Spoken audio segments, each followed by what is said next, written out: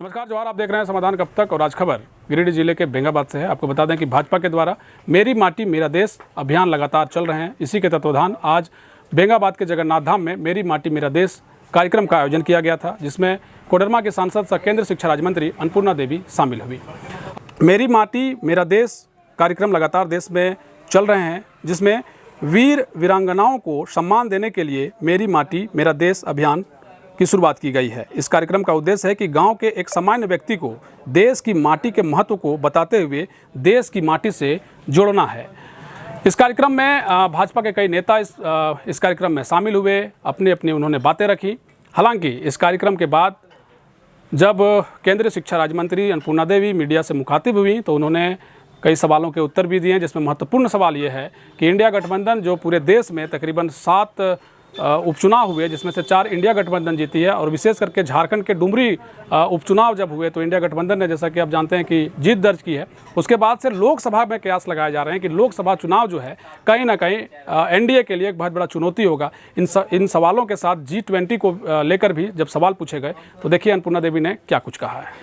बेंगाबाद प्रखंड में मेरी माटी मेरा देश कार्यक्रम की शुरुआत जगन्नाथ धाम मंदिर में शुरुआत की जा रही है। जैसा कि आप सभी जानते हैं कि आज़ादी के अमृत महोत्सव के अवसर पर माननीय प्रधानमंत्री जी के द्वारा ये आह्वान किया गया था कि हम जो हमारे वीर शहीद हैं उनके घर से मिट्टी लेकर हम हर एक गांव से मिट्टी इकट्ठा करेंगे, फिर प्रखंड से जिला से प्रदेश, और फिर देश के कर्तव्य पथ में वहाँ पर अमृत वाटिका का निर्माण होगा। उसके तहत आज ये बेंगाबाद प्रखंड में आज मेरी माटी मेरा देश कार्यक्रम रखा गया है।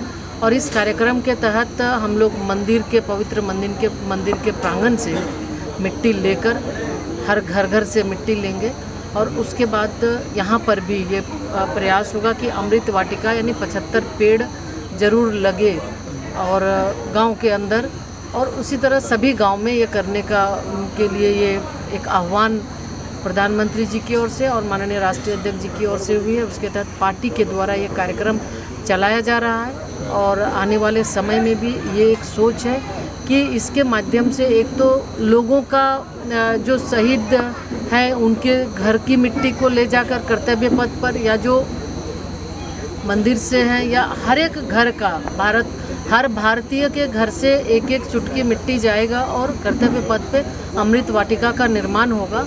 निश्चित रूप से ये आज़ादी के अमृत महोत्सव के अवसर पर कि 75 वर्ष हुए, वो एक यादगार रहेगा कि अमृत महोत्सव के अवसर पर ये इस वाटिका का निर्माण हुआ था। और इसके साथ गांव में भी वाटिका लगाने के लिए माननीय प्रधानमंत्री जी ने आग्रह किया है।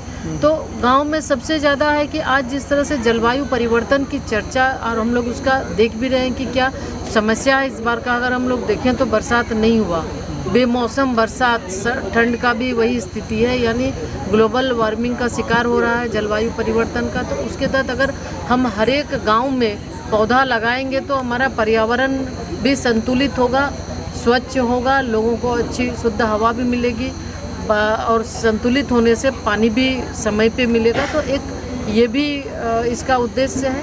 और चूँकि ये कार्यक्रम हम लोग पूरे जिला में, पूरे प्रदेश में ये होना है। अभी प्रदेश अध्यक्ष जी ने भी ये शुरुआत की है, तो इसी की आज ये शुरुआत है। हम अपील करेंगे, आग्रह करेंगे, सभी ग्रामवासियों का बहुत स्नेह प्यार भी है और बहुत उत्साह के साथ इस कार्यक्रम में अपनी अपनी महत्वपूर्ण भागीदारी भी निभा रही है। लोगों के द्वारा उत्साह भी है इस कार्यक्रम में, और ये हम लोग इकट्ठा करके फिर ये कर्तव्य पथ तक जाएगा। और इस गांडे विधानसभा बेंगाबाद प्रखंड की इस मंदिर की भी पवित्र मिट्टी उस बगिया में अमृत वाटिका में होगा। तो इसको लेके गांव के लोगों को थोड़ा जागरूकता भी, लोगों का उसके लिए जागरूकता की, थोड़ा पौधा भी लगाएं, संरक्षण पेड़ भी लगाएं, जल संरक्षण भी करें। इससे जो फ़ायदा है उसके बारे में भी जानकारी देना है। मैडम, G20 का आयोजन किया गया, भारत को मेजबानी करने का अवसर प्राप्त हुआ है। क्या लगता है आपको कि इससे भारत को फायदा? देखिए, जिस तरह से जो सफलतम आयोजन G20 का हुआ भारत में, कल ही उसका समापन हुआ। निश्चित रूप से सिर्फ भारत नहीं बल्कि पूरा विश्व आज इसकी चर्चा लोग कर रहे हैं कि इतना सफल आयोजन शायद ही कहीं और हो सकता है। तो ये कहीं ना कहीं हमारे आदरणीय प्रधानमंत्री जी का कुशल नेतृत्व और दर्शाता है कि आज विश्व के G20 के जो सभी देश से उनके प्रधान आए, प्रतिनिधि आए, और सबसे बड़ी बात है कि भारत ने एजेंडा सेट किया, जो एजेंडा सेट किया उसको माना भी, और जो जब भारत की ओर से जो प्रस्ताव रखा गया सर्वसम्मत से पूरे सदन से ये पारित भी हुआ। तो ये बहुत बड़ी बात है कि आज देश के यशस्वी प्रधानमंत्री जी जो सोच रहे हैं, आज पूरा विश्व उसको एक स्वर से मान रहा है। तो ये बहुत बड़ी उपलब्धि है। यानी आज भारत निश्चित रूप से बहुत ही शक्तिशाली देश के रूप में उभरा है, और आज ये सब लोग बोल रहे हैं, और बहुत ही अच्छा, बहुत सफल ये आयोजन रहा है। मैडम, एक अंतिम सवाल है। इंडिया गठबंधन जो है वो हुआ है, डुमरी उपचुनाव, और पूरे भारत में 7 उपचुनाव होंगे, 4 उसमें से 4 जो है इंडिया गठबंधन जीत रही है। चुनौती लगता है 2024 में, कहा जा रहा है, क्योंकि देखिए ऐसा कुछ नहीं है। उपचुनाव कुछ और है, लेकिन जनरल इलेक्शन में आप देखेंगे कहीं भी लोगों का ये भरोसा, लोगों का विश्वास माननीय मोदी जी पर है, और निश्चित रूप से 24 में भारतीय जनता पार्टी NDA गठबंधन ही आएगी, इसमें कहीं कोई। ठीक है।